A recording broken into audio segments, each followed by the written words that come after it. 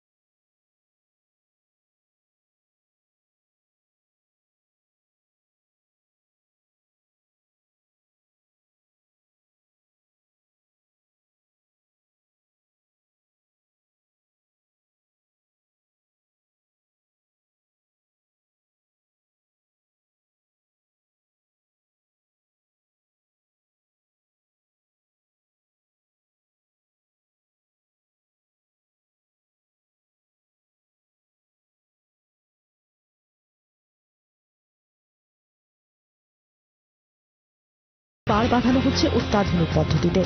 ভাবে প্ল্যান পরিকল্পনা গ্রহণ করা হয়েছে। ব্রিজ অ্যান্ড রুফ কোম্পানি প্রথমে এই 2 কিলোমিটার পার স্টিলের পাত দিয়ে বাঁধাই করবে। তারপর কিছুটা দূরত্বে সেখানে শাল খুঁটি দেওয়া হবে, মাঝের অংশে বোল্ডার দেওয়া হবে এবং সেই বোল্ডার নেট দিয়ে বেঁধে রাখা হবে। দীর্ঘমেয়াদী এরকমই একটি পরিকল্পনা নেওয়া হয়েছে। ইতিমধ্যে জমি পরীক্ষা নিরীক্ষার কাজ শুরু হয়েছে। ফেব্রুয়ারির মধ্যে গ্রাউন্ড ওয়ার্কের কাজ শেষ করার লক্ষ্যমাত্রা। মার্চের গোড়া থেকে পার বাঁধাইয়ের আসল পর্বে হাত দিতে চায় ব্রিজ অ্যান্ড রুফ কোম্পানি। ইঞ্জিনিয়ারদের মাথা ব্যথার কারণ বর্ষা, ওই সময় পার বাঁধাই সম্ভব হবে না। তাই চলতি শীত ও তারপর গরমের মধ্যেই সিংহভাগ কাজ সেরে ফেলতে চাইছেন ইঞ্জিনিয়াররা। কাজ সম্পূর্ণ হলে আরো 100 বছরের জন্য সুরক্ষিত হয়ে যাবে কলকাতার প্রাণভোমরা। প্রাণভ্রমরার প্রাণ ফিরিয়ে দিতে পেরে স্বস্তির নিঃশ্বাস ফেলছেন কলকাতা পুরসভার পুর আধিকারিকরা। জি 24 ঘন্টার জন্য পার্থ পালের সঙ্গে দেবারতী ঘোষ, পলতা।